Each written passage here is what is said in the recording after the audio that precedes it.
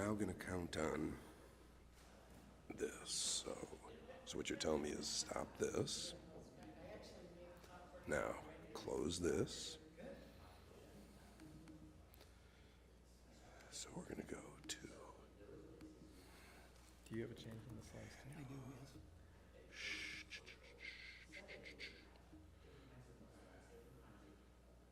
Okay, so everyone's seeing this now. That's all right. Okay, so let's go to... No one's paying attention except your wife. So is it this guy? Yeah. That's it. All right. We're going to do it from this deck then. Okay, so view slideshow. Okay, now I've got it. Okay. Now I want to add 2 slides. Mine. Can we do it? Brian, I'm showing everyone the screen right now. Oh, okay, all right. All right, we don't have to. It's only a few board members who are really paying attention. It's up to you. You tell me. Well, I'd like to put it in, but if we can't get it in, we can't get it in. So, If it's too much trouble, Leonard, it's not the end. It's not the end of the world.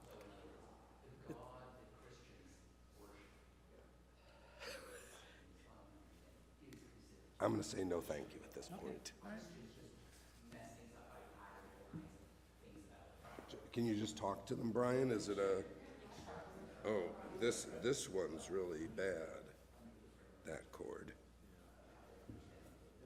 Let me push that underneath.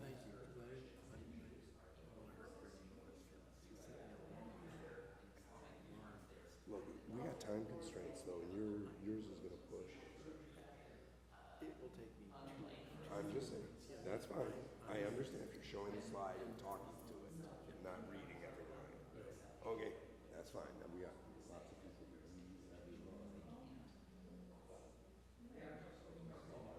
read every line.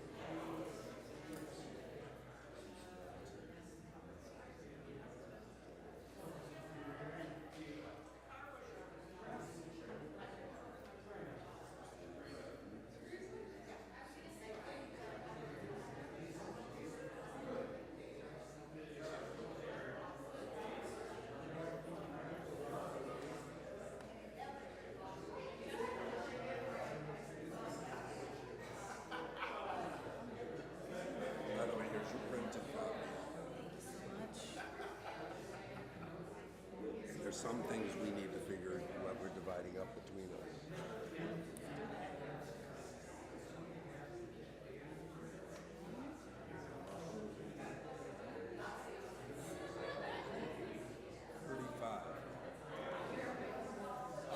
Or 10% of the members. And the members so there'd be like 500, 600. That would be 50. So 35 is what and we're getting there. We'll see.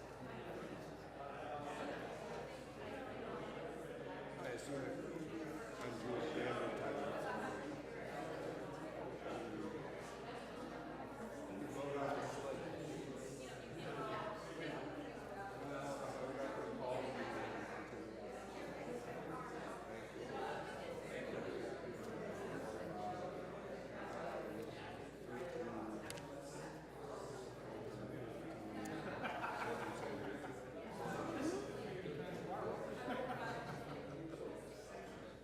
You gotta figure it out. I thought I moved everything over.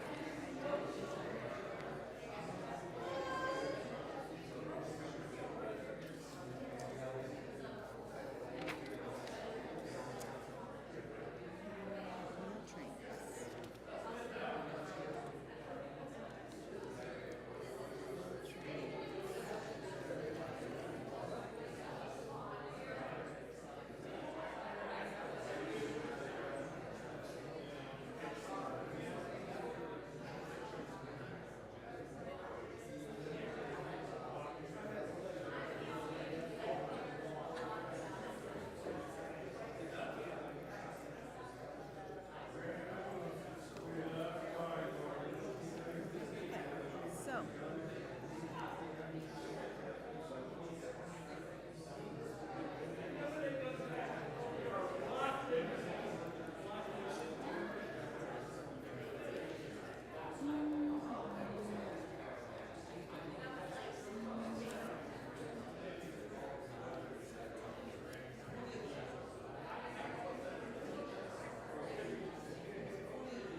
today.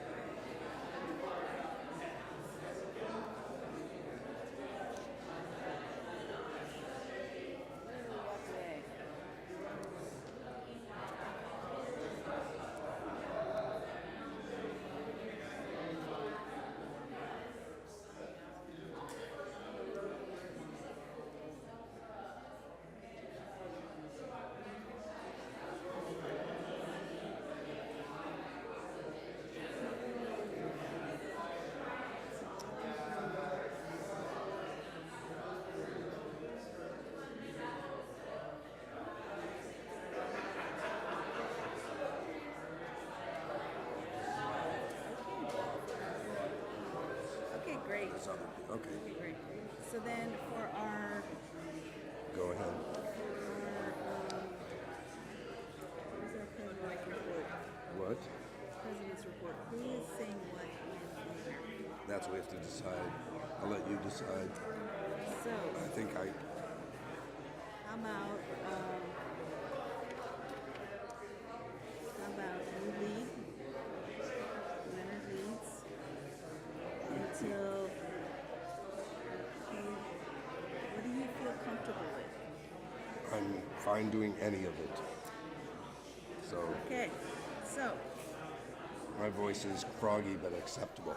how We're about- gonna start in 1 minute. We now have a quorum. Thank you. 1 minute till the meeting. If you're on the live stream, thank you.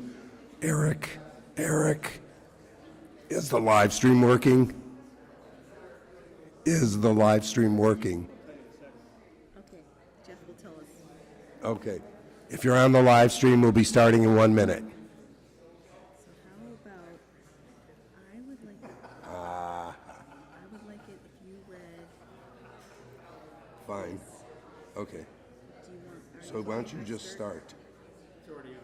Good, perfect. Thank you, sir. Okay, Tessa, Leonard. And then, And then we'll take our priorities for. fine. And that's where the slide changes. Okay. Slide change.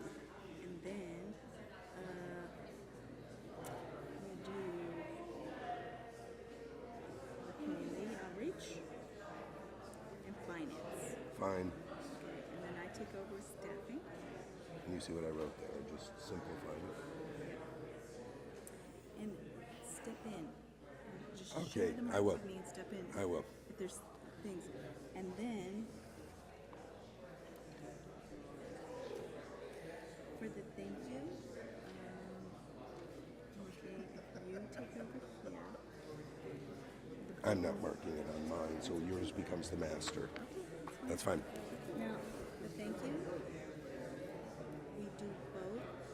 I'm fine. We can I'm alternate fine. if we want. I'm fine if you just read this. And then down here, Yeah, I'll just. fine. I'll just jump Okay, in. let's do it. We don't. And I lead into the Bud Suite Award. Right. So, for those of you who are old enough to know The Little Rascals, I'm currently pretending to be the character Froggy. So bear with my voice. Closer might help a little. Okay, let's bring this around. Right into it. Yes. There you go. Welcome to the 2026 annual meeting of Beth Jacob Congregation. We are taking this time to review our holy community's progress and our accomplishments. To look ahead, to begin to prepare for the next 40 years. We've made it 40 years, okay? And we're looking ahead to the next 40 years of creating community and pursuing Torah, Avodah, and Gimulit Hazadim. To express our emotions, our sense of gratitude for extraordinary lives of service, and To vote for our next set of leaders. Thank you for everyone who's accepted that. this is the agenda for tonight. Hopefully you've all got a copy of it. And with that, Tess and I are honored to introduce our senior rabbi, Rabbi Tamar McGill-Grimm, for a Devar Torah.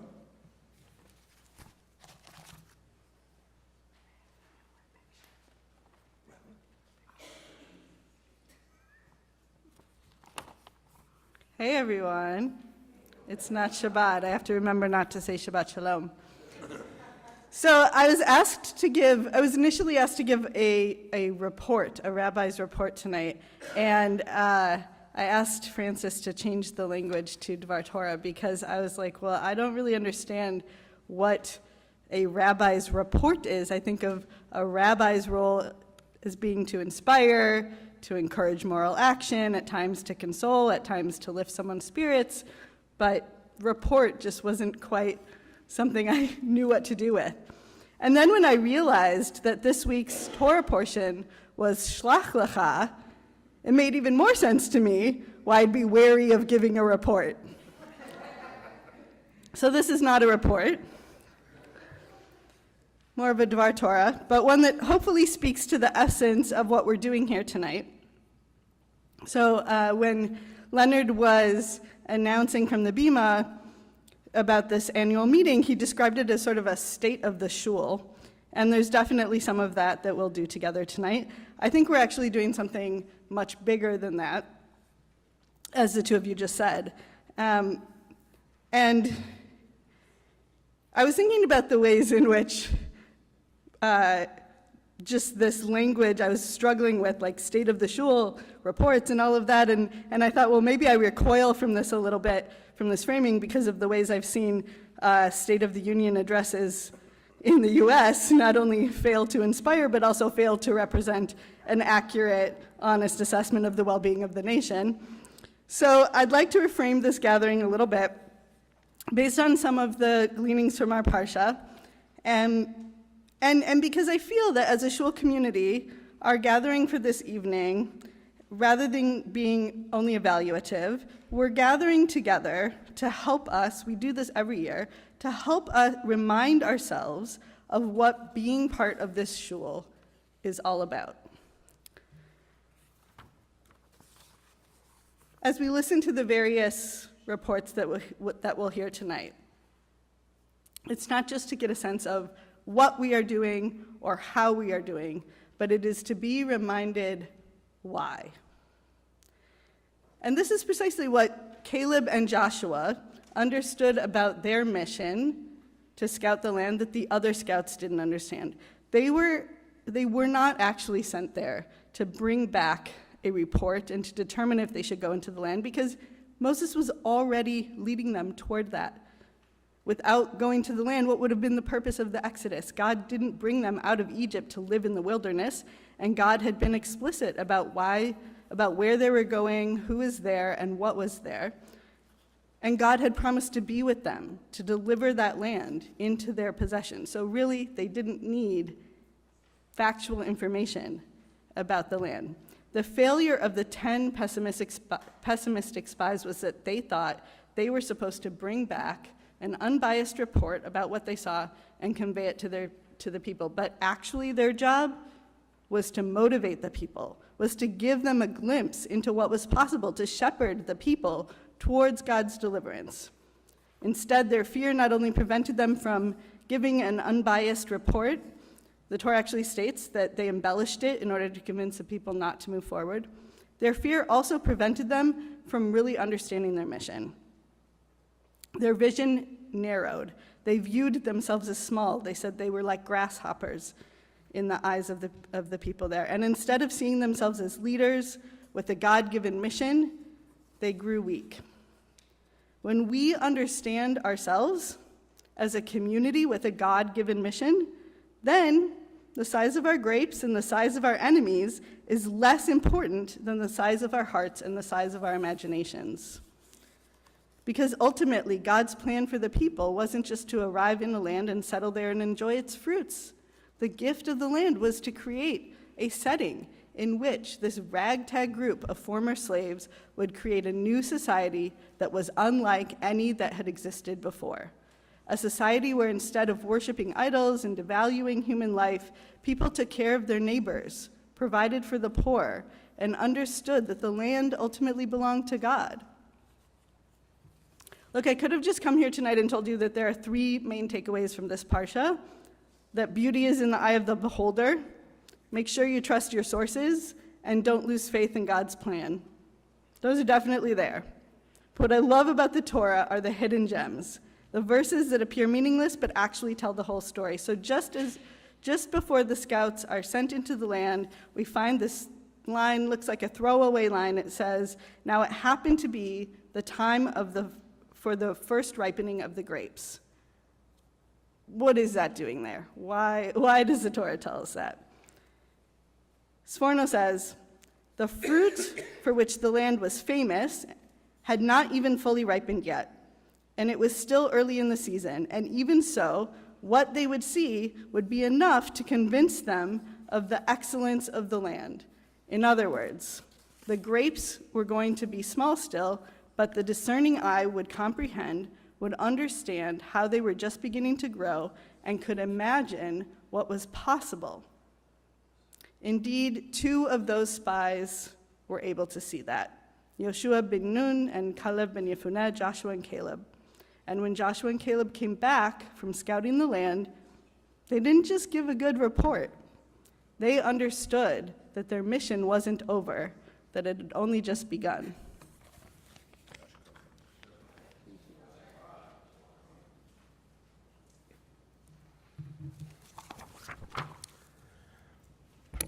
Did you know that our executor in that position is decidedly not a 40-hour-a-week job? When Sonia Report left to add Malachi to her family, we were very, very fortunate to have 2 outstanding, highly qualified volunteers who stepped up to cover her responsibilities for the better part of 4 months. Our very special thanks to Jeffrey Marshall and Eric Pasternak. You can applaud now for a minute. Okay. That this synagogue community did not come to a screeching halt is a testament to a 3-way commitment here. The work Sonia put in organizing things before she left, the extra work shouldered by the rabbi and the rest of the staff during the leave, and the extensive hours and expertise applied day in and day out by Jeff and Eric. As honorary and very unpaid members of the staff, Jeff and Eric were involved in hundreds of decisions and situations, showing up like the movie everywhere, working on everything all at once. So with that, gentlemen, you are going to be doing Sonia's, what, go ahead. Okay. First of all, how do I change the slide? Up, down? That slide will go to the next one then. I don't think you want Oh, the next one. it's up, okay. Thank you so much. I know, right? Rabbi Tamar versus Sonia, very different. Sorry, glasses, interesting thing. Now that Sonia has come back, Jeff and Eric are kicking off a rest, barely slowing down with reduced duties. Jeff will be the co-president and kitchen committee chair, and Eric remains VP of Avodah Worship and co-chair of Hevra Kadisha, and treasurer, oh my God, Jeff, the list goes on, of Tzedakah Hevra, and our only current lifetime member of the board. The Beth Jacob community owes an enormous debt to you two, of gratitude to Jeff and Eric for their service above and beyond what we might have expected. Therefore, we wish these tokens of our appreciation for each of them as they try but fail to sit back on their heels and reduce their duties. And to each of you,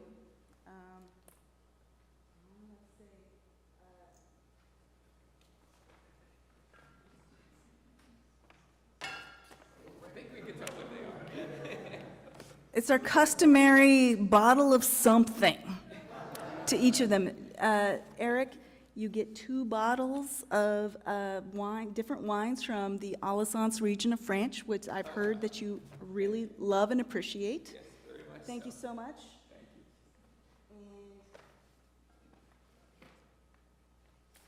you. Jeff, I worked very diligently with a little birdie named Lewis Hunter, who let me know that you love a particular type of whiskey, scotch, from a region that has a smoky aftertaste, but you already have a particular bottle. So this is another bottle from a different producer of that region. And thank you so much. And you're expected to share.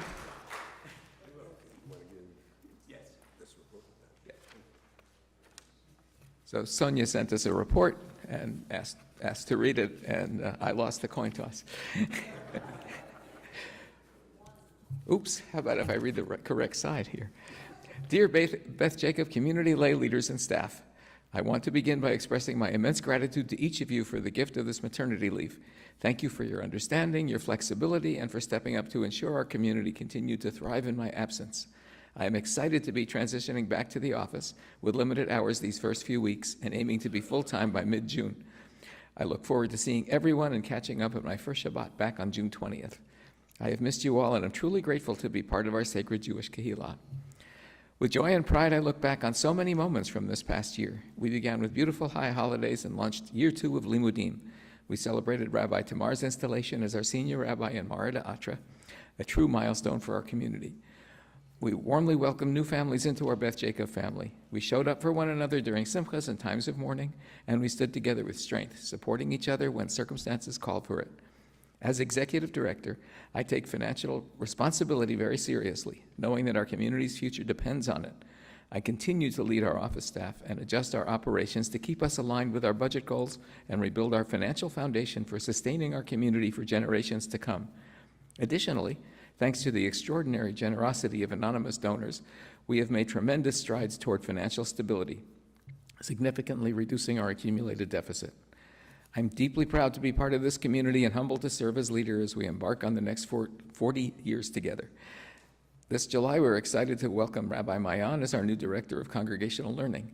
With a full staff again, we're eager to work together in partnership to grow and flourish as a community.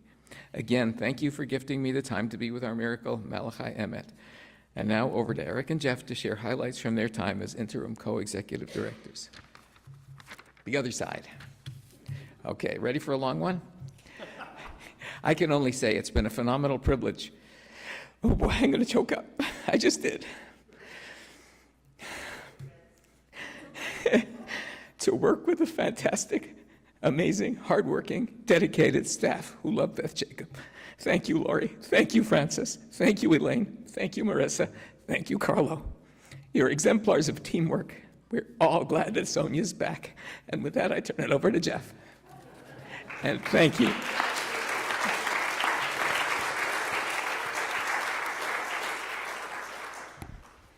I've actually done this job before, and it was much better to do it with a partner like Eric, so I'm very glad I could provide this service, and I'm grateful to the patience of the staff. We were not Sonia, we weren't, but we did our best, and I really appreciate your patience with us, and I'll leave it at that.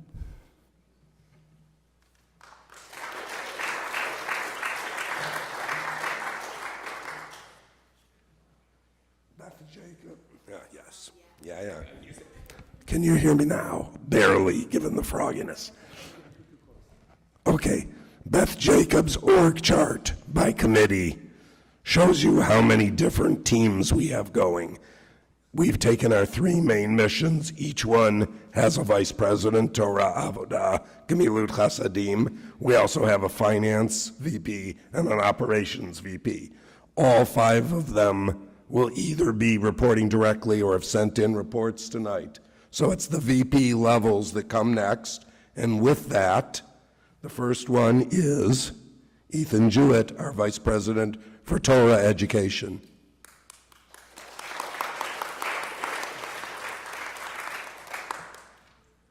Thank you. So I'll just give a brief overview of a little bit of what's been going on this year. Education at Beth Jacob, so I've been doing this for about 9 months, and I'm still getting a handle on everything that's going on. So I appreciate your patience, but also it's really given me the opportunity to appreciate the magnitude of the activities that happen at Beth Jacob around education.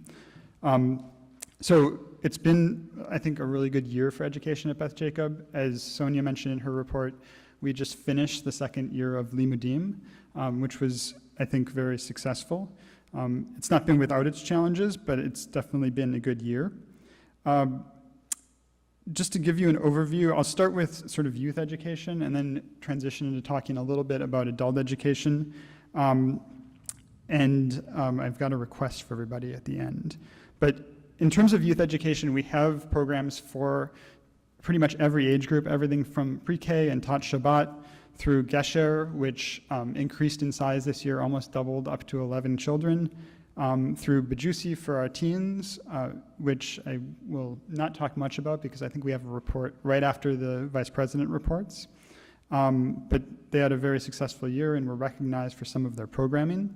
And then the big sort of elephant in the room for youth education and adult education as well, to some extent, is Limudim, of course. And I do want to recognize especially Drake, Amalia, DeMarcos, Marissa, and Rabbi Tamar for stepping in and making the second half of Limudim this year really a success. So thank you for doing that.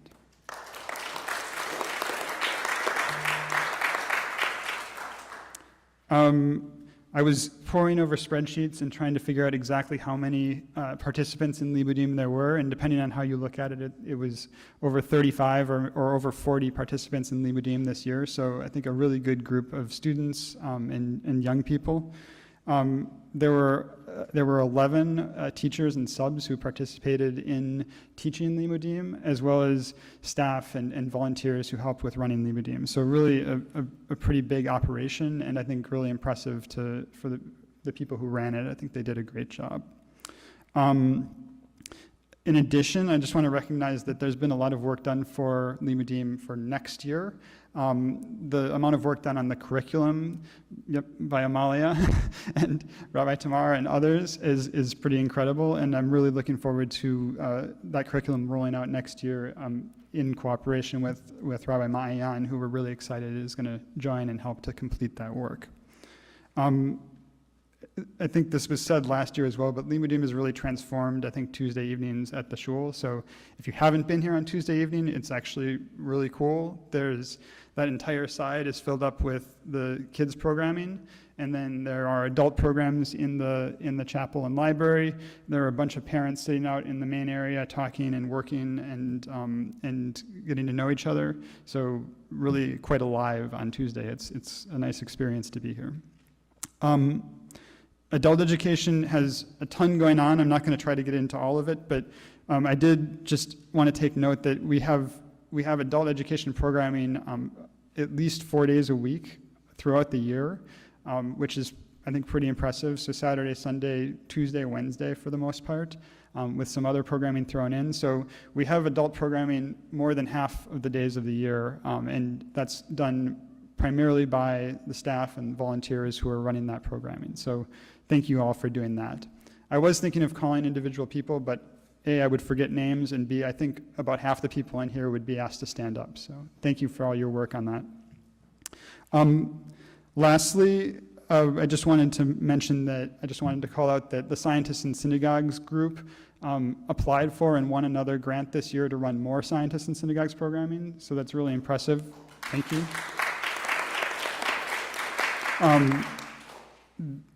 We did it once. We thought it was great, and they successfully applied and showed that they could do it again. And we're looking forward to that programming continuing throughout the year. Okay, really quick. We always have committees who are looking for people to help, especially I think the education committees, adult learning, youth education, and the youth group committee are always looking for people to help out. So if you're interested, you can certainly let me know or one of the committee chairs. You can try to read their names on the org chart. Good luck. And then lastly, if you do know a family who has children who are of the age who they might be interested in Limudim, please send them our way. Having more participants in Limudim really makes it a better program, and it's one of the great ways we can introduce people to the shul. So thank you.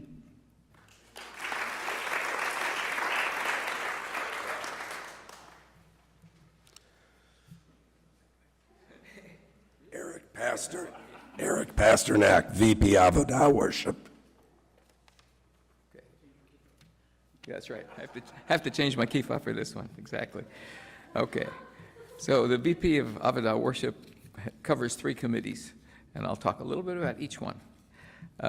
First is the Chevra Kadisha, and my wife Jo and Jeff help, and I basically co-chair this as needed. We're a robust group of people willing to jump in and help with Shmira and Tahara as needed.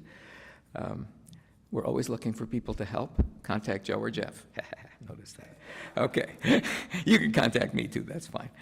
The cemetery falls underneath this VP position, which means that Mike is going to report to me while I report to Mike next year, but that's okay. Mike is...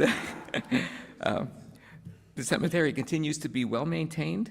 This year, some improvements were made that Mike will happily tell you all about over dessert. And it's doing well financially. You can't say anything better. It's not a committee, but I feel like the minyan, the morning minyan, falls also under my aegis here. Susan Siegfried, of course, is the person who makes it happen. We are continuing the joint East Metro Minyan with Temple of Aaron. They host evening and Sunday morning minyanim, mostly on Zoom. We host morning minyanim Monday through Friday in person, usually at 7:15, but there are exceptions. Ask Frances about the exceptions. She can say them in her sleep. Okay. We typically have 10 to 18 people in the chapel in the morning. We're using the new weekday Lev Shalem prayer book dedicated to the memory of millionaire extraordinaire Bob Waldinger of blessed memory. And there is coffee. And finally, the ritual committee that Jessica Zahavi and Joe are chairing together. This committee advises and supports our wonderful Mara D'Atra, Rabbi Tamar. We meet with her regularly. This year we have developed successful Shaliach Tzibor training, improved our tools for signing up for davening and Torah reading, increased pre-assignments of davening, and made Aliyot more egalitarian by not requiring a Kohen to have the first Aliyah and a Levi to have the second one. It's a pleasure to work with Rabbi Tamar on ritual matters. Thank you. I thank you for the opportunity to serve Beth Jacob in this capacity.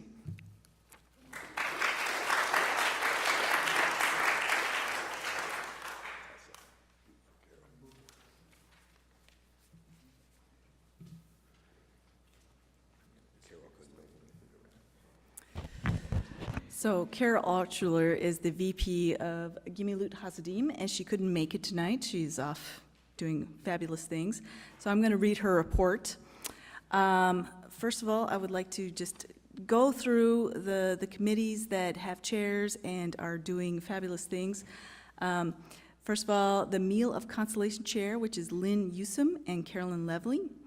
Did I get that right? Carolyn Levy? Levy. I'm so sorry. I get the vowels wrong all the time. I'm so sorry. The Meal of Consolation is the meal offered after the funeral and before the first Shiva. We provide a dairy, breakfast-like meal to immediate family members in their home. We like to make volunteers, we like to have volunteers to make part of the meal in their own homes. We usually need 2 to 3 volunteers set up and serve this meal, and we are always looking for volunteers. So many times, friends of the family do help, but always additional volunteers are needed. For our other committees, let's see, we've got the Hesed of Healing, Bikur Hilohim, and Meal Trains. Bikur Hilohim Chair is Elizabeth Bernard. The Hesed Committee happily responds and requests to requests by congregants for meal train support.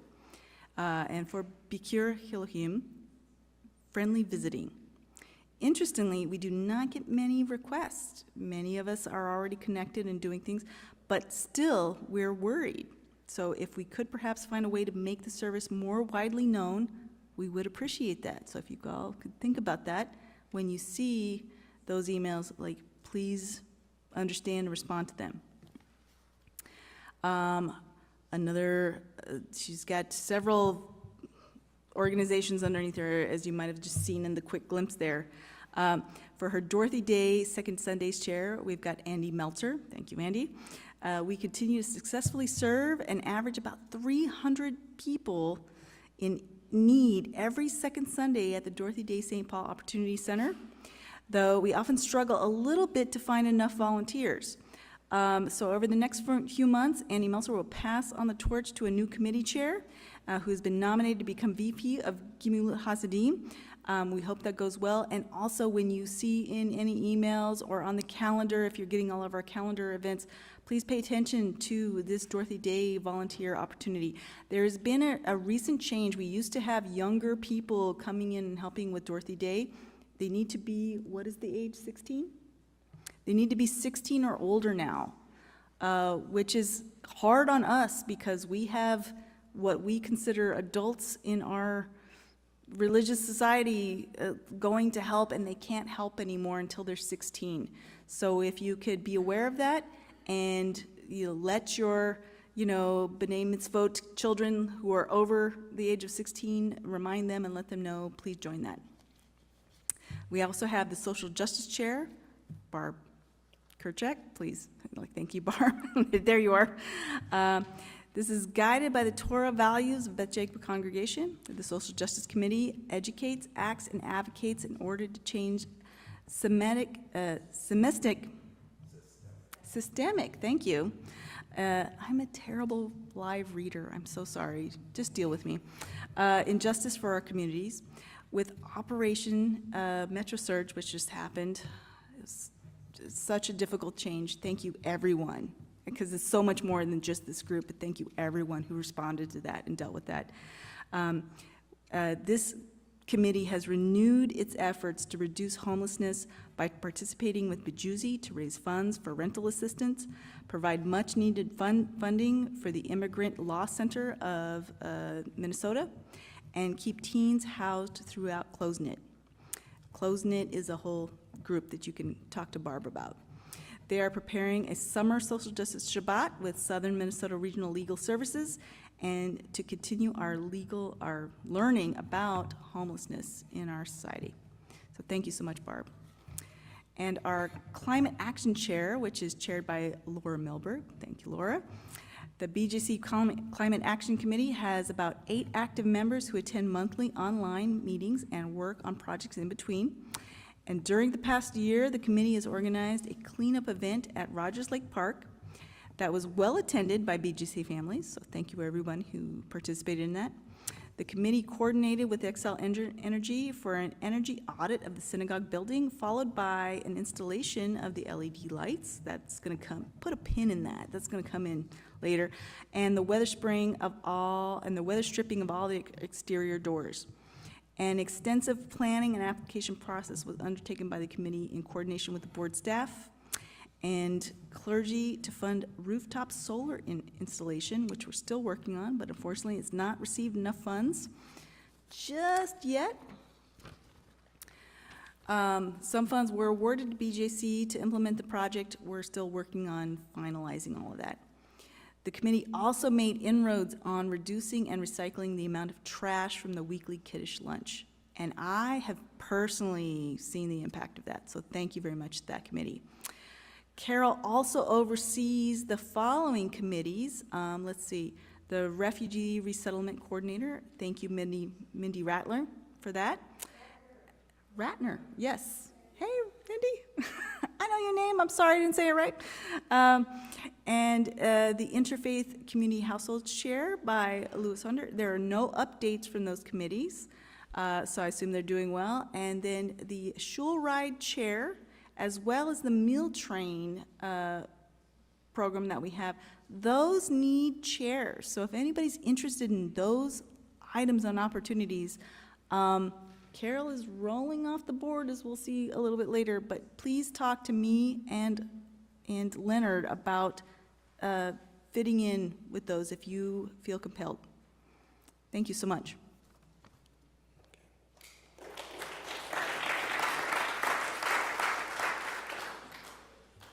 Will Thomas, our Vice President for Operations.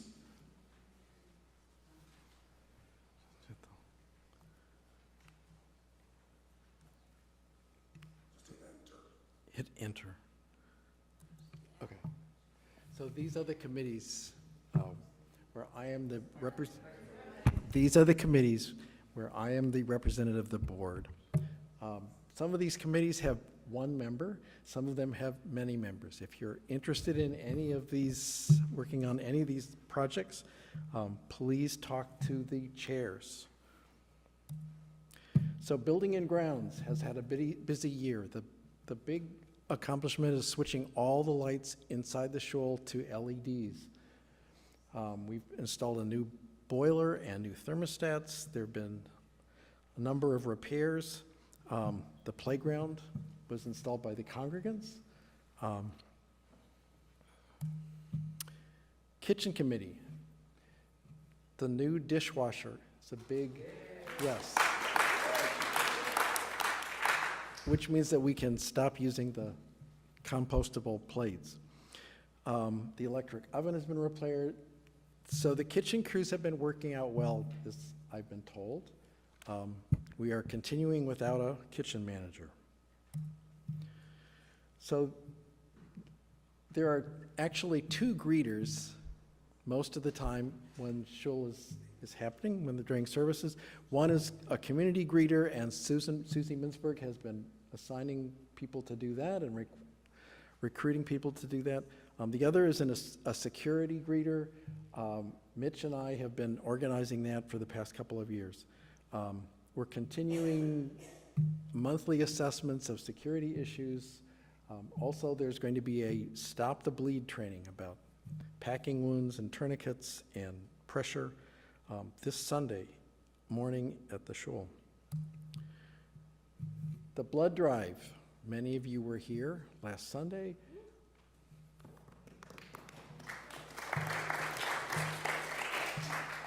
There were 90 donors. They gave 80 pints. There were more than 20 congregants volunteering in some capacity to help make it happen, setting up all kinds of tables and break rooms for the Memorial Blood Center staff. And 2 new trained coordinators are going to take over for Dave, who is retiring from his post next year. Community health. So Sheldon Berkowitz is the new chair. He started in February. Miriam Krause had served before that. They are continuing their assessment of health risks, and they are currently evaluating different mask policies.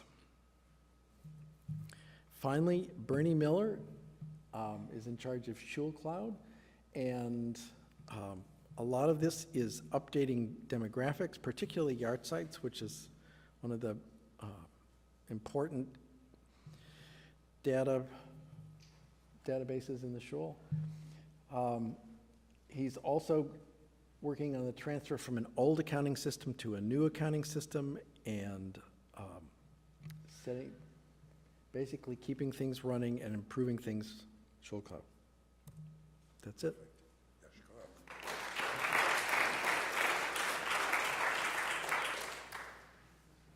Brian Milberg, our Vice President for Finance and Treasurer.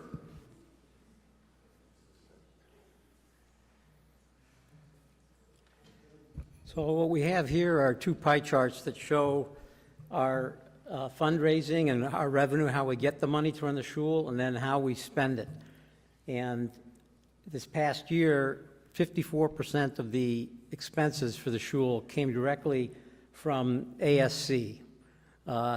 The guidelines for the conservative movement, they suggest that congregations be in the 60 to 70% range, so that most of your money is coming in every month without having to do a lot of fundraisers, which I'm sure a lot of us would really appreciate, but we're a little below that. The next biggest section is fundraisers. So that is the biggest fundraiser, which is the year-end campaign, which we had very successful this year. We raised $150-some thousand, so that was very good. And then the other fundraiser is, of course, the Spring Gala, and we had one of the most, I think it's the highest revenue we've ever had. We had $93,000, so it went very, very well. The kind of light purple is all other funds, so that would be the charges for limudim, people giving for kiddushes, and any other charges we have for various fees and services that we provide. The last is the smallest of blue, so every year we pick up 5% of our endowed funding. We can take up to 5% of that and put it towards the shul and all of the needs that we have. And so that provides between $60,000 and $80,000 a year to the shul. In the expense side, the overwhelming expense is our staff. It's well over 2/3 of all our expenses. All other expenditures, which includes the building and kiddushes and paying for all our utilities and any repairs, and it just goes on and on and on. That's another 30%. And then the building fund is what we use to, we have a note on the building when we replaced the roof, 2011, I believe, is that? Even before that, we took out a $270,000 loan to replace the roof and do a couple other repairs in the building. And that note now is down to less than $70,000. And so every month we put some money into the building fund to pay for that. So we're getting down towards the end of that, and we're very happy about that. So how did we do this past year, which will end in June, at the end of June? Well, we budgeted a $16,000 surplus, and we did achieve that. We almost exactly. We're not at the end of the year quite yet, but from what we can tell, we're going to hit that $16,000 surplus. And then this year we had 2 congregant families come forward and said, you know, Rabbi Tamar is starting. We want to try and clean the slate. We want to give her room to grow and help the shul financially. And so they gave, between those 2 families, $130,000 to the shul. And all of that money all of that money, including the 16,000 that we got from the regular operating expenditures, is going to reduce our total deficit. We actually had a total deficit of $217,000 that we've been carrying. It's been worse in the past and better in the past, but it's always been, at least for the last 15 years, below zero. In other words, we've always been in debt. We've always owed the bank some money, and at the end of this year, we're going to only owe $71,000. Significant, significant improvement.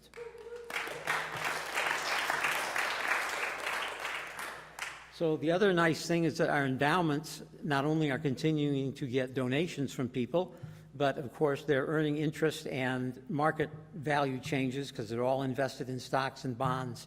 And over the last 3 years, we've averaged a 10% return every year for the last 3 years. So we have the highest endowment we've ever had, 1.6 million. And so we have to take 5% of that a year and put it towards our expenses. And the other thing is that we have about 20 different endowment funds that make up that entire section of endowments. And in the past, because of some financial poor times around 2008, we had actually spent down below what the donors had given us in the funds. And the goal of all the endowment funds is only to spend the income, not the basis, not the money that was donated. And we now finally have brought all those funds up above what all the donors originally gave, and more than that in every single fund. So we're very proud of that, and we're taking 5% now of each of those funds. So the year went very, very well. I'm really proud of what we accomplished. This slide shows kind of where we've been, and in the green section, it shows what is our ASC, and you see that that's in the $500,000 to $600,000 range each year. And the percentage you see there says, well, of all the expenses we had, how much was covered by our ASC, and then how much do we have to try and find from elsewhere, all of our volunteer and fundraising events. And so 2 years ago and 3 years ago, it was 54%, but our expenses have gone up. That's what the red bars are showing. And since 2023-24 year, our expenses have gone up 180. We're proposing in this next year, our budget, our total expenses will have gone up $180,000 over those 4 years. Unfortunately, our ASC has only gone up $50,000. So only 1/3 of the increase in expenses. So this month, you're going to get your annual ASC letter. And I personally am begging and hoping that everyone will dig deep. We really need to try and increase this percentage of what we pull in from ASC so we don't have to keep wondering how we're going to make it through the entire year. Do we have to have all this pressure on our fundraising events? But again, we've had a wonderful year this year. If we can just increase our ASC between 4% and 5% from everyone, it's going to make a huge difference, and we should be able to hit our budget next year, and we're budgeting a small $9,000 surplus for the upcoming year. So thank you very much.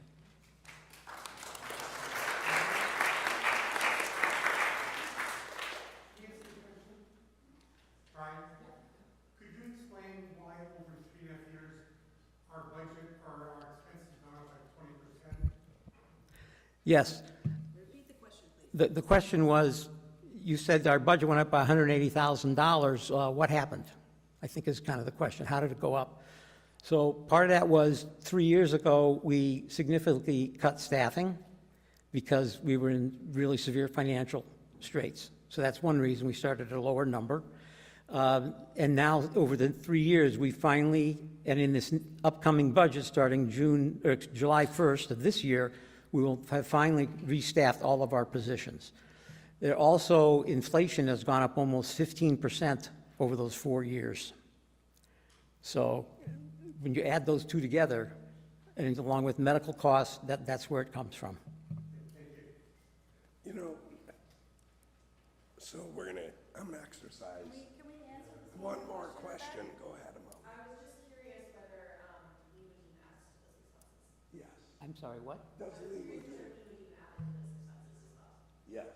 Yes, Lumidine was an added expense. It didn't exist 3.5 years ago.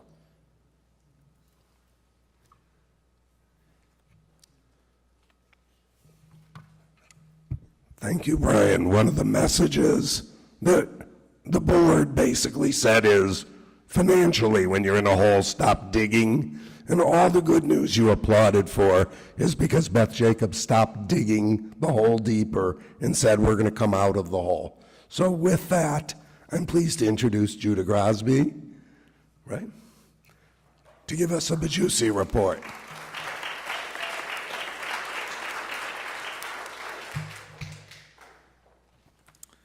Good evening, everybody. Tonight, I'm here to celebrate the amazing year that Bajussi has had as a chapter and the passion and energy that we poured into every event to make it something special.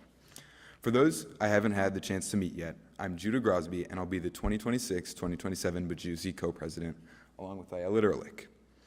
The past year has been nothing short of amazing, slightly chaotic, but nevertheless impressive whirlwind. I hope to capture a bit of that in a short recap of all of our Bajussi programming this past school year.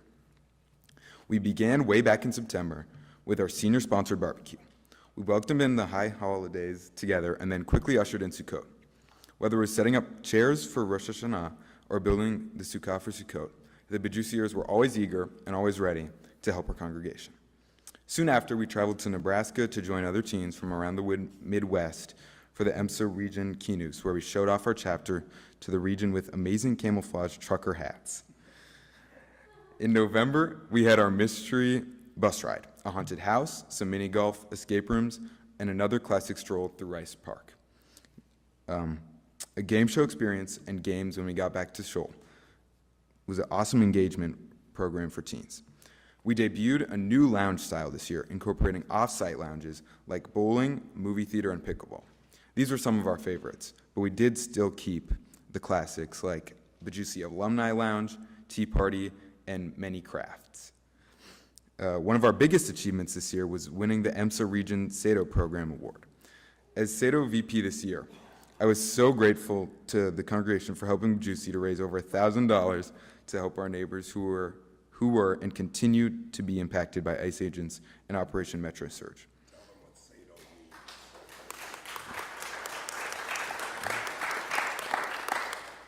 Also, SATO is Social Action Tikkun Olam, for anybody wondering.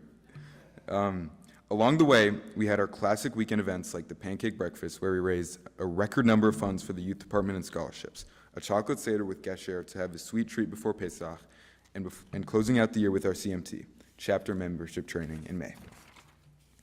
I want to extend a massive thank you to our youth director, Marissa Goffman,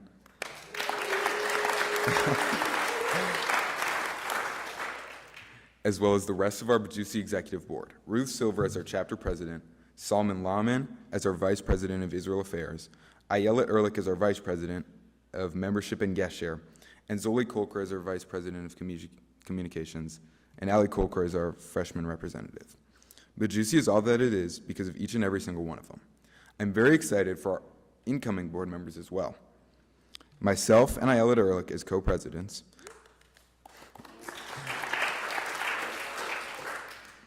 Ali Kolker as our Israel Affairs Vice President, Razel as our Religion/Education Vice President, Dahlia Ackerman as our Social Action Tikkun Olam VP, Ben Rogovin as our Membership Gesher VP, and Hannah Levitt as our Communications VP. It goes without saying now that now more than ever, teens need Jewish connection and community. I hope that the past year has given our Bajussiers just that, a place where they are free and encouraged to be unapologetically and truthfully Jewish, a place to embrace their Jewish identity and all that it entails. Thank you.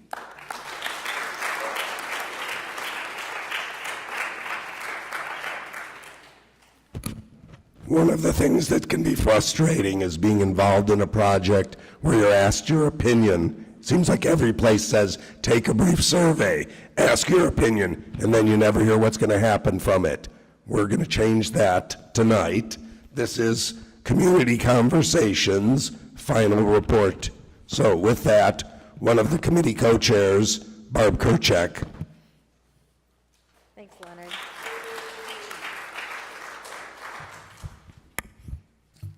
Hi, everyone. And think back to 2002. Beth Jacob was navigating rabbinical transition, and we were emerging from the pandemic. And we came together around a simple but powerful idea to reconnect the community, listen deeply, and imagine who we want to be 40 years from now. A steering committee formed, and community conversations began. In 2023, 19 families hosted conversations with about 160 congregants. These facilitated discussions created safe spaces for open sharing, while note takers captured ideas and experiences.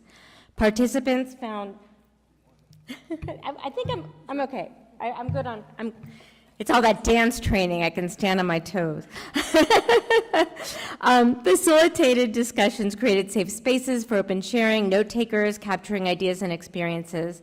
Participants found joy in reconnecting with old friends and meeting new ones. In 2024, a dedicated data team analyzed input using action research methodology. They hosted feedback forums at Shul and on Zoom, and they asked for the congregation's recommendations. Key themes emerged. Leadership stability. We wanted to retain our acting senior rabbi. That was the most frequent recommendation we got. Inclusion and retention was important. We wanted to strengthen new member experiences, expand social opportunities, and reach out to members who weren't being seen. We wanted to improve transparency, access to governance, bylaws, board communication. We wanted to increase our education, to expand learning for both youth and adults. People specifically wanted to learn about services, about reading Torah, navigating differences, and we really were craving financial stability to ensure the long-term stability through thoughtful planning. And in 2025, Rabbi Tamar, the staff, the board reviewed all of these recommendations with our committees and began implementation. There were hundreds of recommendations. Looking around in 2026, we're excited by how the community has come together to act on the recommendations from these conversations. And many of the things that you've heard about tonight from all of the VPs are things that came out of those community conversations. And when they were trying to make decisions about what to do, they knew where the community stood about these things and they made changes. So with leadership and staffing, Rabbi Tamar Migol-Grimm is now our senior rabbi. Yay! She's leading with heart. She's sharing her beautiful vision of Torah. And staffing has stabilized under our executive director, Sonia Rapport, and her incredible staff. We're finally stable. In learning and avodah, I feel like I don't need to share all this stuff, right? Limudim has completed its second year. There's also a Shaliach Tzibor community of practice that has strengthened the leadership of services and improved the flow, the musicality, the ruach, the kavanah. My favorite is there's a little dove up there when you're reading Torah and the last reader puts down where it is, and that's why people aren't always looking where the Torah thing is. It makes things go so much faster. It's really, really fun. And we have this wonderful new program called Sit Down, Stand Up to deepen understanding of the service. People wanted a learner's minion. Community life has changed. We have our wonderful monthly Shabbat luck gatherings that bring us together for Kabbalat Shabbat and shared meals. We have enhanced post-Kiddush learning experiences that are substantially fostering connection. And kitchen duty is back, and we're really glad about that. And there are so many things that are going on with our operations. The board minutes are now available. The financial stability, as you hear, is the best that it has been in years. There are so many building improvements. The parking lot is restriped. There's lighting. There's the floor in the social hall. There's so many things. There's There's coffee at Morning Minion. And there are things that you're seeing and things that you're not seeing. You know, making sure everything's up to fire code and things like that. So today, Beth Jacob is a vibrant, growing community. It's growing spiritually, it's growing educationally, it's growing communally, and we have a stronger foundation than we have in years. There's still work to do. We were saying, what do you want Beth Jacob to be in 40 years? And we're only 4 years from those first thoughts. So this is only the beginning. And thank you to everyone who made this possible, from the staff and clergy who said yes, from the conversation hosts and the participants and the note takers and the data team and the report writers and everyone who provided feedback, and the staff and the clergy and everybody on the committees who looked at all of these recommendations and said, what can we do? Because one of the things we learned from community conversations is that we are a community that comes together and gets things done. That's our value, and we stand by that. So with this summary, we are formally closing the Community Conversations project, knowing that we will continue to come together and listen and reflect and shape the future of Beth Jacob. So on behalf of the committee, thank you. I'm not going to take a hand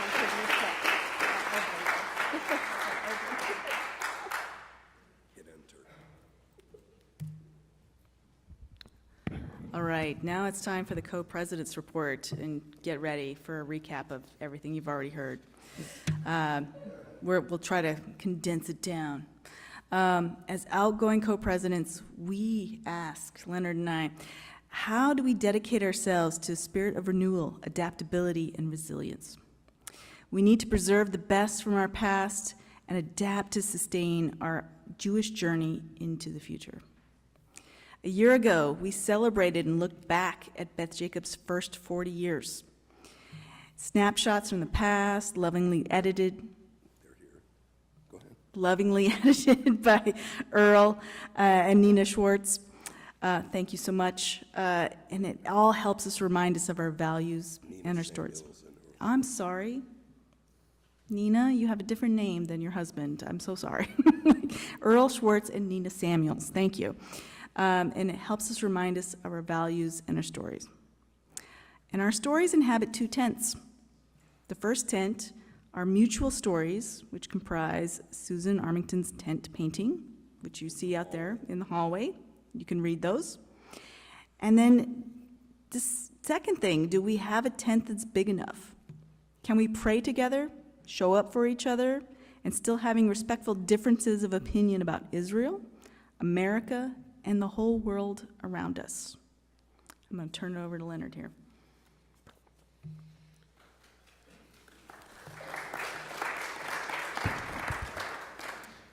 In our co-presidency, we tried to be froggy. No, and we tried to follow the sage advice from past co-presidents or synagogue presidents.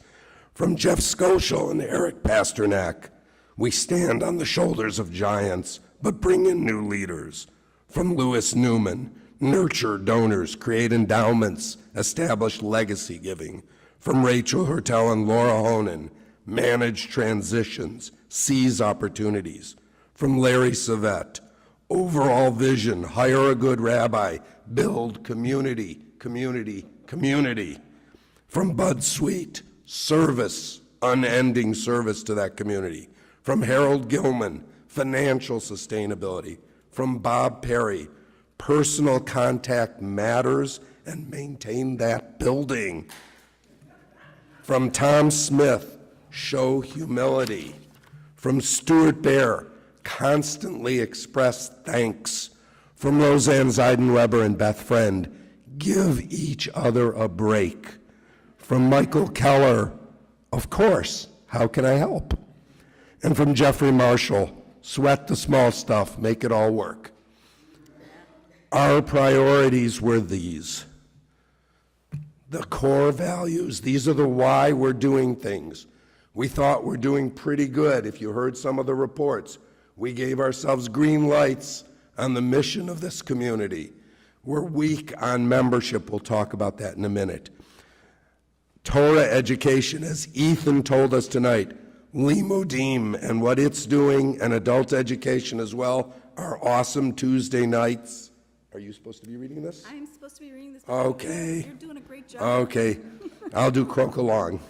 There's important learning going on here. We're increasing the number of young people and adults. Go ahead, why don't you continue? Are we up to community right now? Okay. We've gotten Shabbat lux. We've gotten the community conversations. Thank you for that report that we just had just now. We've gotten Kiddush clubs. We've got the Sci-Fi Club, French, Spanish, PKLs, including controversial topics that are part of our push to move into difficult conversation territory. We've gotten, as was mentioned, the scientists in synagogues, a new grant on that, and moving into that.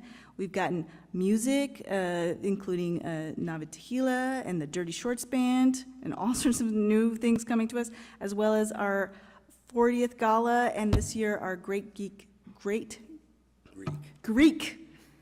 but we're also a little geeky, get together. And our operational imperatives, which are to sustain our mission, and I'll let you talk about our finances. As I said, our financial condition is back from the brink. Our funds are at the best level in decades. We've also just kicked off a simplified, cheaper banking and investment structure. You understand? Yeah, I'm doing. Go ahead. I know you don't have. I restructured things at the last minute. I'm so sorry.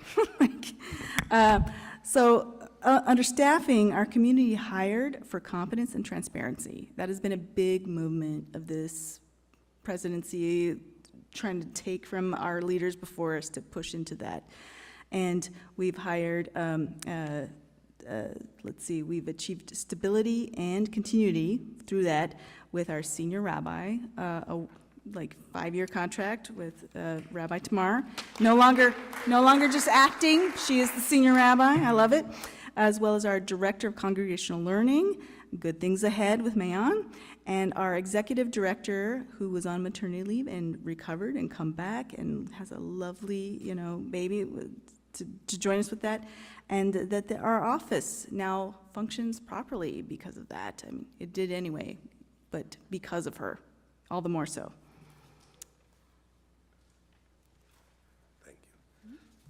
As reported by Will, we got new appliances, better food arrangement, friendlier volunteer system, because lots of people met people at Beth Jacob by being on kitchen duty.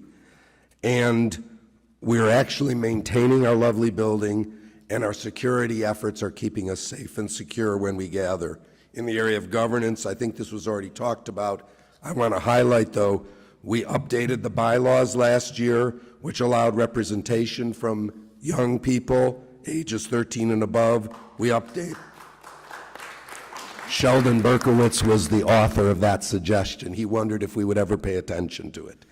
We updated processes and languages while supporting transparency. Our website actually has useful information on it, and as we mentioned, the minutes are available to any person who is a member. And I want to give just a quick shout out to Mike Keller and the team that put together the Derech Eretz guidelines, because when we thought about this last one here, respecting each other, we thought about giving each other a break. The Derech Eretz guidelines became a way of measuring how are we doing in terms of respecting each other.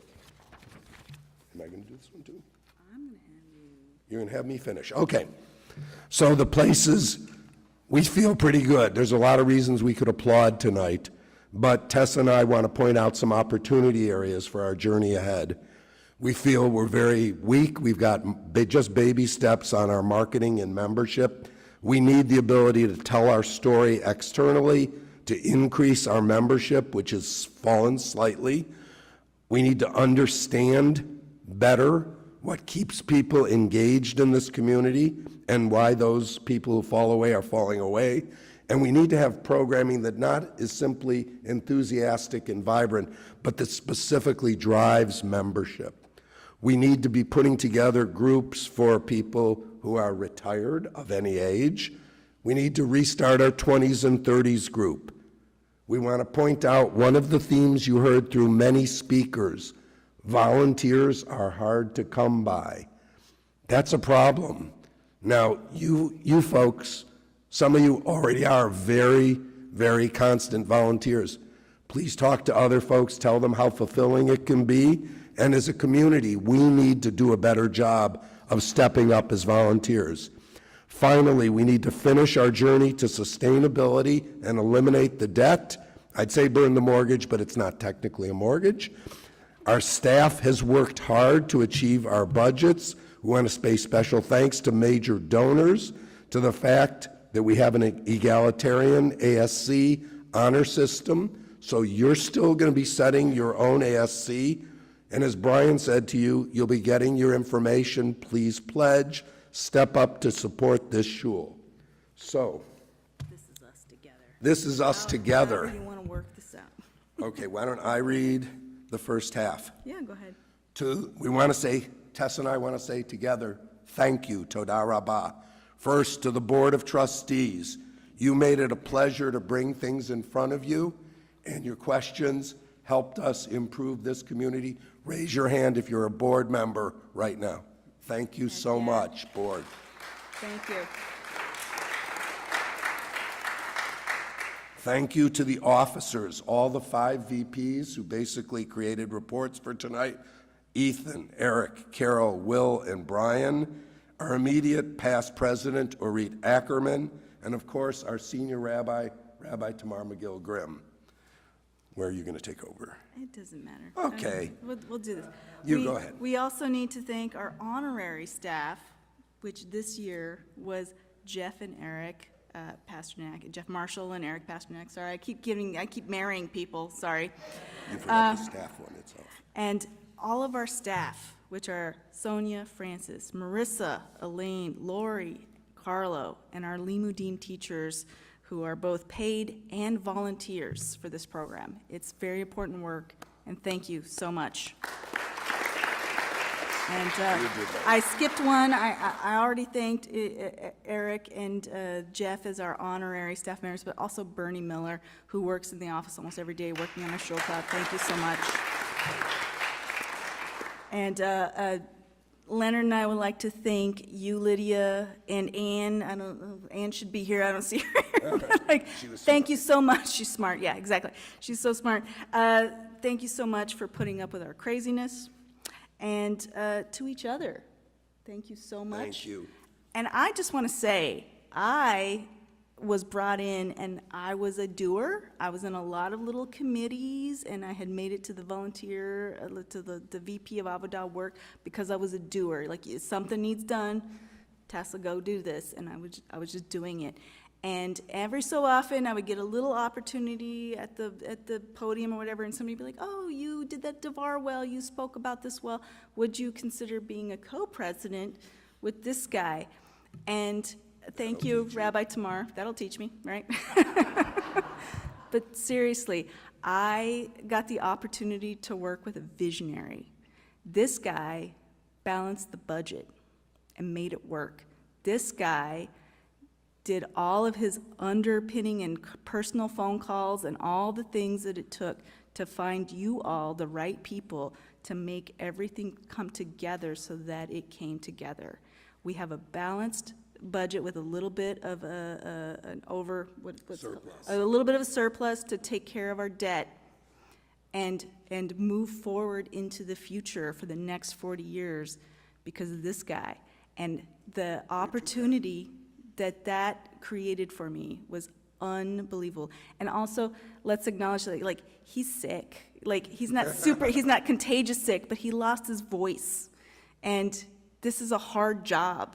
You know, this is a really difficult job to have up here, whether you're a co-president or a single president. And, you know, thank you again, Orit Ackerman, for being a single president, and for you, Mike Keller, being a single president. And anybody who's been a single president, there's been so many of us, until we figured out to be co-presidents. It's a difficult job, so thank you, everyone. And I appreciate it. It's truly been an honor. and I appreciate it. And And last then time, I'm going to go. both of us. Thank you to the community. Thank you. It's been an honor serving this It community. has really been. All right. And thanks to Leonard again for moving things along here. All right, I have the honor, where? I know, I see the award, but where's the guy? There's the guy. All right. I know, I couldn't see him. The Bud Sweet Spirit of Beth Jacob Award. So this award recognizes the dedication to our synagogue and understanding of our values and devotion to the life of our community. And this year, it goes to Lou Lecter. Thank you, Lou. And here's the really fun thing, that you might not know that Lou is actually the chair of the building committee. And here's the really even weirder thing, even though you might not know that Lou is the chair of the building committee, you probably definitely know that if you come across something that needs fixing or is broken, or like there's something really, what's that sound? Why is this thermostat being weird? You know there's a very short list of people to go ask about it, and the first person was like, let's check with Lou. You just check with Lou. That's all there is to it. So those doors, those leaks, those lights, you just know. So on returning to the building from COVID, with a much leaner staff and a much reduced budget, and realizing that we really needed more operational support within our committees, and the need to officially really reenact or recreate like things like the kitchen and the building committees and the security committees. In creating the building committee, we asked him to chair it, but here's the thing, we weren't just offering him a role out of nowhere. Like, we were really acknowledging that he already had this role. And thank you so much. Because over the years, before this role and within it, he's managed to coordinate huge volunteer pushes for cleanup, repairs, painting. Many of you have participated in that, thank you so much. He's researched and coordinated with our various building vendors and providers, including several things I've already mentioned, like upgrading the lights to LEDs and being more energy efficient. And within that, my personal favorite, he's made sure that the color temperature of all these lights in every single room match. He would bring this up to me, and I would be like, oh, they're lights. They turn them on. I can see what's going on. And it does make it feel weird. And the fact that Lou went around and made sure that the temperature of the lights matched made a difference in the room. And he just realized it just feels weird, and he just went and fixed it.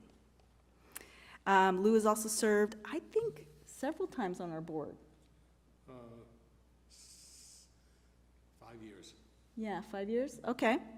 I didn't know if that was multiple different times or what, but he was definitely on the board when I joined in 2018. He was serving in a role, a volunteer role for our secretary and VP of work at the time, taking minutes for us. And as I later then found out, taking on that role, anyone who's tried to capture Beth Jacobs' board discussions down in writing for the community record, I mean, that's its own level of devotion to our shul. So thank you very much for that. And what Lou brings to us within his service is his equanimity. He shows up, he makes the calls, he shoots the emails out, he does the work. You need a tool, I think I got that tool home, I just go home and get it. It doesn't need to be his idea, he doesn't need the credit. Though I will say this, if you notice something that's been done and fixed within our shul, and this goes for Lou, this goes for any of us who do things for our shul, appreciate the thing itself to the person you know who contributed to it. It makes a world of difference, and that's often all we need. We're all kind of trained to be like, no, don't, whatever, and it kind of diminishes it, but just, it's hard to do that without a thank you involved, and when you just do that, it means the world. And so, Lou, everything that I experience here, that I walk in rooms and things just work and they're painted nicely and they look great and it just feels right. Thank you. I appreciate that. Lou, this community, it runs on people like you who show up in the million little different ways, even before we even know to ask about it. And thank you for being one of those people. It is my pleasure to present to you our 2006 Bud Sweet. I'm sorry, God, that keeps happening, huh? We're in 2026, okay? 2026 Bud Sweet Spirit of Beth Jacob Award. Thank you. Thank you so much. If you would like, please.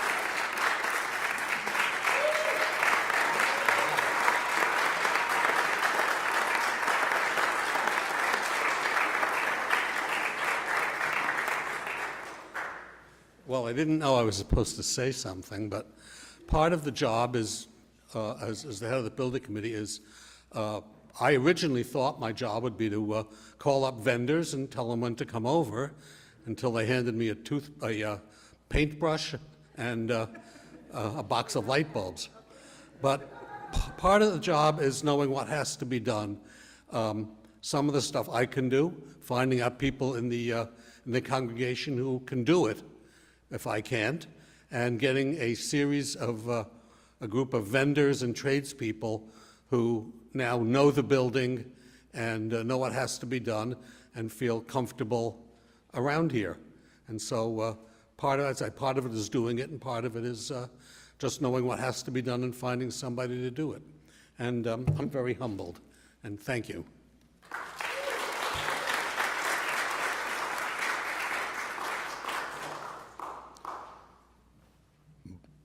Can you read the caption, or is it too small?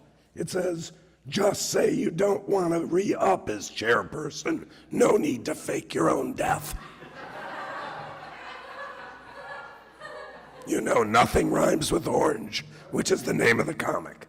Okay, rhymes with orange. It's time for the board update, nominations, and some special thanks. With that, Robert Kaufman, on behalf of Orit Ackerman, the chair of the nominating committee. Oh, there's something, I'm sorry, Robert. I'm going to give you one other lead in. Sorry. Hold on one moment. You stand right here while yeah, you sit by Tessa. So, sorry. So, Rabbi Tamar referred to Shlachacha as her Devar.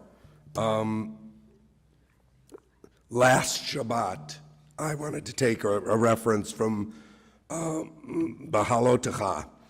In chapter 11, verse 16, it says, the Lord said to Moses, gather unto me 70 men of the elders of Israel, whom thou knowest to be the elders of the people and officers over them. Bring them into the tent of meeting, they may stand with thee. God and Moses acted as our first nominating committee for the Jewish people. Fortunately, for our nominating committee, our board is only 20, not 70, and we're allowed to pick not just elders, but younger members, and not just men. Tonight, the nominating committee will indeed be represented by our past president, Robert Kaufman, on behalf of Orit Ackerman. Now you can go.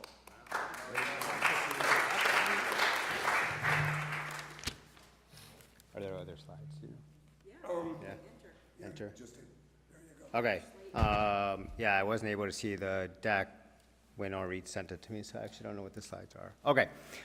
First of all, before I get going on this, and I'll try to make this pretty quick, I just want to say it's really nice to have handy people like Lou.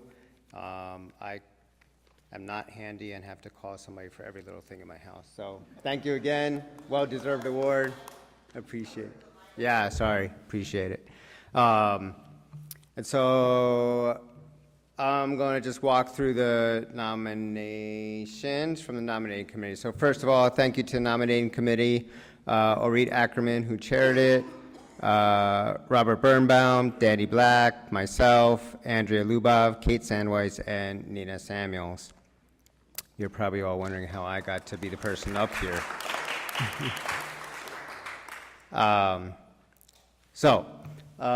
For make sure this goes in the same order. Yeah, okay.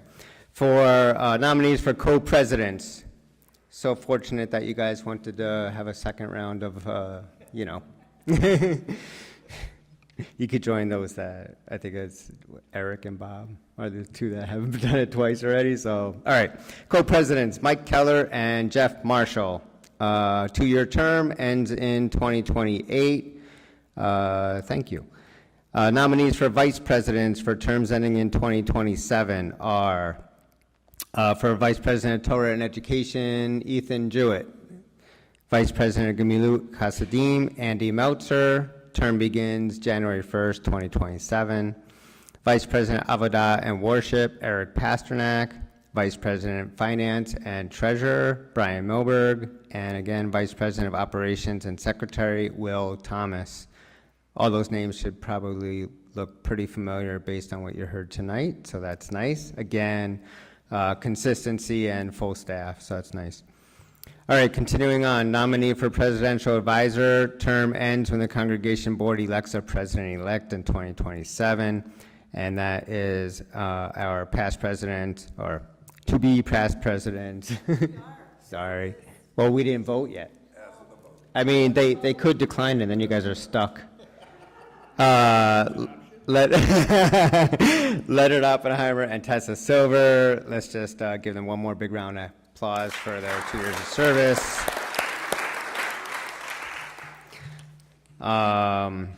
Nominees for at-large trustees, terms ending in 2029. Boy, that feels like way far away. All right. Rachel Chinitz, this is her first term. She was a presidential appointee last year, so welcome. Ariel Ehrlich, this will be her second term into a 3-year term. Sharon Press, second term into a new 3-year term. Jeff Schochel, also second term. And Steve Yukis, also second term. That's the end of the slate that we have to vote on. I don't think I need to read the rest, right? No, they're honest. We vote next. Okay. Just pause. We're pausing for the vote. So according to our bylaws, we've got a quorum of more than 35 voting members here. You signed in. Our attorney told us we needed to get a little more stringent on making sure we recorded who came to our annual meeting. So you have a recommendation from the nominating committee. The slate is in front of you. Are those in favor? Please raise your hand. Put your hands down. Anyone opposed? Anyone abstaining? Congratulations to those who have been elected.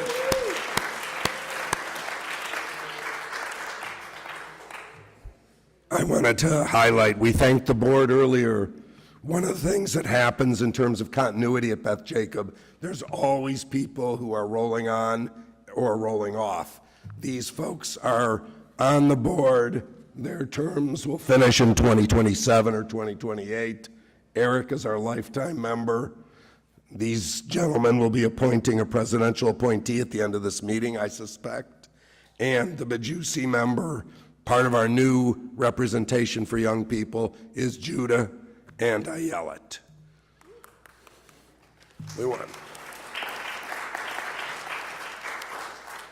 to call out with a big shout out to our outgoing board members. Carol Altshuler has served literally for decades on the board, has had multiple vice president roles. She was really a visionary on education, and I know she's been so excited to see Limudim come to fruition. Lewis Hunter helped us update our bylaws, and he brought the interfaith communities and families team back together. Thank you both for your service. Applause.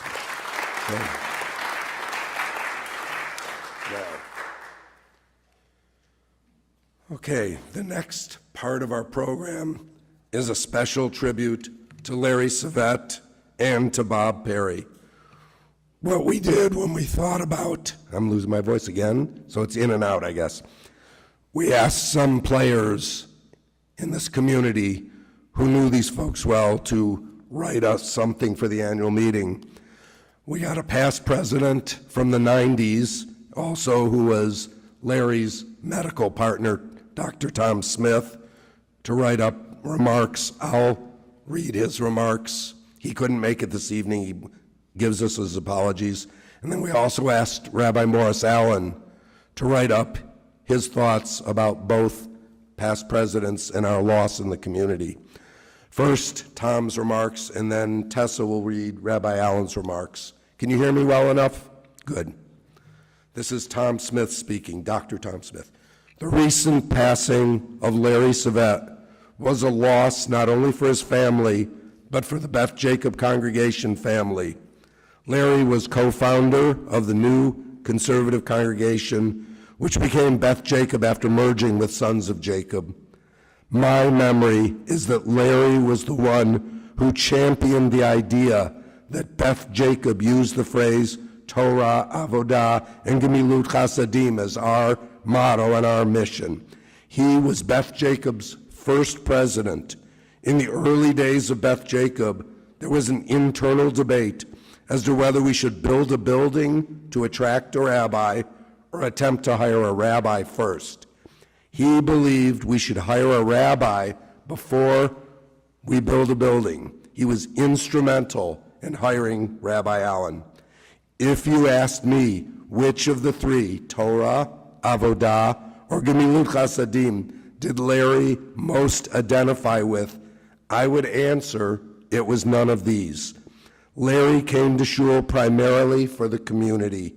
He was a big believer in stories, and he loved hearing everyone's story and telling his.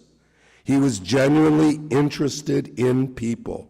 He had an innate curiosity, which was respectful and accepting without prying. He also had a great sense of humor. Having known Larry in a variety of capacities for 47 years, I can say he loved Beth Jacob, and Beth Jacob loved him back. His memory has been a blessing. May it continue to be so. From Thomas R. Smith, MD.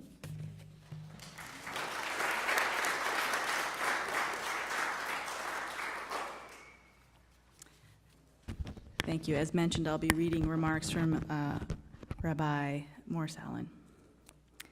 And out of respect for Rabbi Morris Allen, I will be doing this. I have no idea how long this actually takes to read, but I'm going to put that down just in case. I need a reminder. Does it mean anything? Okay. It feels like it means something, and I like that. So this past year, Beth Jacob congregation lost two remarkable leaders, Larry Savet and Bob Perry. Zikronam livracha. They were truly gedolei hador.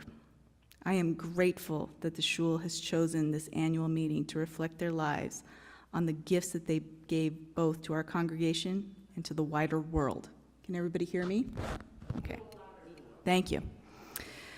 To understand Larry Savet, one has to begin in Utica, New York. Larry loved to tell people how many miles their hometown was from Utica. But more importantly, Utica was where, as a young boy, he encountered a rabbi who shaped his life, Rabbi Jerry Lipnick, Zechariah, of blessed memory. Rabbi Lipnick was a passionate advocate for human dignity, serious Jewish living, and meaningful relationships. Those values became Larry's values. While Larry was an accomplished physician and diagnostician, his deepest passion was as a spiritual thinker and religious seeker. He was always asking larger questions. What does a congregation stand for? What values guide its decisions? And how does a community live out its ideals? Larry's constant refrain was simple. Community, community, community. Relationship, relationship, relationship. He believed that a synagogue succeeds not because of its programs or its buildings, but because of the relationships it nurtures and the values it embodies. Bob Perry arrived at Beth Jacob with a very different background and temperament. If Larry was the philosopher, Bob was the practitioner. If Larry was asking why, Bob was figuring out how. Coming from years of synagogue leadership in Cincinnati and St. Louis, Bob taught discipline, thank you so much. Bob brought discipline, organization, I got the gabba here, and appreciation for measurement and accountability. He introduced concepts like Six Sigma, which I know well, I love that about Bob, into our synagogue vocabulary. Bob understood that while community is essential, community alone does not sustain a congregation. Vision requires structure. Values require resources. And dreams require planning. Larry and Bob were in many ways opposites, yet each deeply respected what the other brought to the table. Larry always reminded us that budgets exist to serve people. And Bob reminded us that people need to live within their budgets if institutions need to endure. Together, they created a remarkable balance, soul and structure, vision and measurement, thinker and doer. When Bob would call and ask you to read Torah, he did so because the service sheet needed to be filled. Larry would see the same invitation as another opportunity to strengthen community. Both were right, and both understood where the other one was coming from. That partnership helped transform Beth Jacob from a startup congregation into a vibrant and influential Jewish community. Larry was there from the beginning, and Bob became an essential leader in the early 1990s. We would not be celebrating our 41st year as a synagogue without the contributions of both men. And for all their differences, they shared so much in common: a love of language, a respect for ideas, devoted to spouses, loving families, and a remarkable ability to turn almost any comment into a pun. And both were teachers. One taught humanities, the other statistics. One taught how to think, the other taught us how to measure it. Together, they taught us how to build, to create, and to nurture. We became dependent in those years on the styles of these two men, each recognizing the wisdom of the other. That is not to say they weren't regularly exasperated by one another. They were. But the shul was the beneficiary of their work. I got one more sheet. I know. Larry Savet and Bob Perry left the world better than they found it. Beth Jacob stands as one of the enduring legacies that they share. May their memories continue to be a blessing, and may the values they embodied continue to guide our congregation for many years to come. Yehi Zichrohom Baruch. May their memories be only for a blessing, and may their wisdom endure.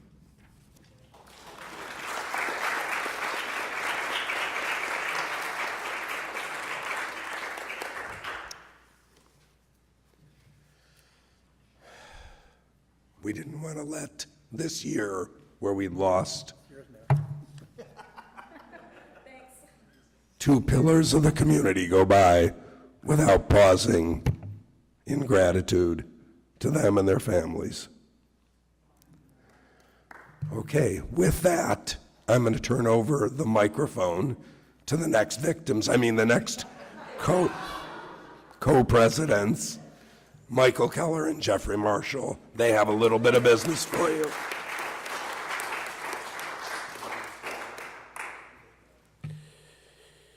Well, here we go again. I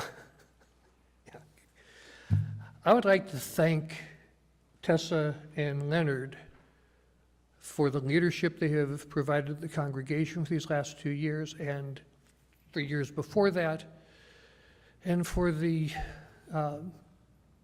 great work they have done to put us in the position we are now, both financially and as a community. So thank you very much.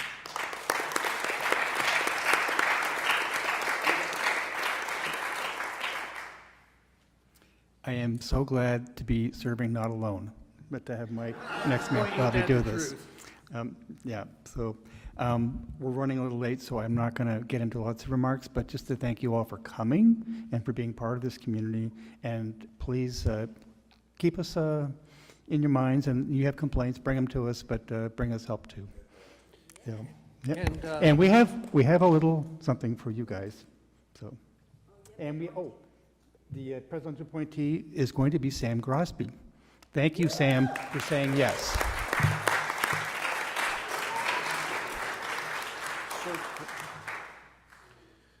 So we have gotten a couple of little things to help Tessa and Leonard relax with all of their newfound free time. So, yeah. So for Leonard, we have a gift certificate to Uncle Hugo's Science Fiction Bookstore.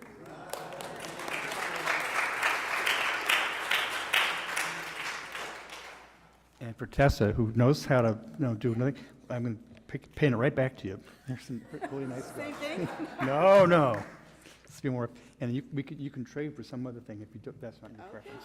Wonderful, thank you so much.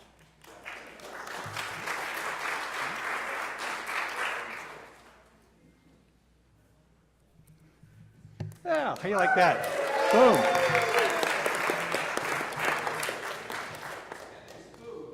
And it's just food, right? Can we just, give Leonard and Tessa really our thanks? I think they deserve a true thanks for everything they've done. One of the hardest jobs in any organization. So appreciative.